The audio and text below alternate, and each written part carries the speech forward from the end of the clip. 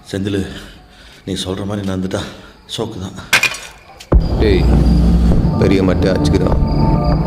பேருக்கு அளவுக்கு ரிஸ்க் வந்துட்டு 4 பேர் ஒன்றா ஜெயிலுத்தான்னு வச்சுக்க. உள்ளே வச்சு சாப்பிட்றோம். ஆனால் 2 பேர் வெளியே இருப்போம், 2 பேர் ஜெயிலில். அந்த கொலையோடு அவங்களுக்கு இருந்த எல்லா பிரச்சனையும் முடிஞ்சதுன்னு அவங்க நம்பினாங்க. ஆனால் அவங்க வாழ்க்கையை நேரடியாகவும் மறைமுகமாகவும் செந்தில் 1 மாசத்துல பெயில் எடுக்கிறேன்னு சொன்னதை நம்பி ஜெயிலுக்கு போன குணாவும் வேலுவும் 1 வருஷமா உள்ள இருந்தாங்க. அவங்களுக்குள்ள விரோதம் வந்துடக்கூடாதுன்னு தம்பி சமாதானம் பேச செந்தில கூப்பிட்டு வந்தான்.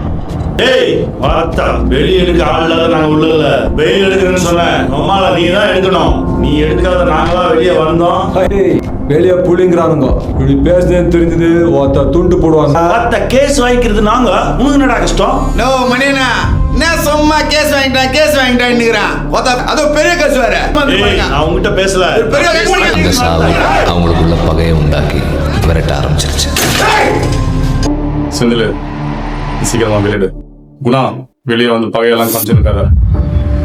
ஒரு சாவு அதோட நேரடியாக சம்மந்தப்பட்ட வாழ்க்கை கொண்டுள்ள மறைமுகமாக சம்மந்தப்பட்ட வாழ்க்கையும் மாற்று. அந்த சாவு அன்பு வாழ்க்கையும் மாற்று.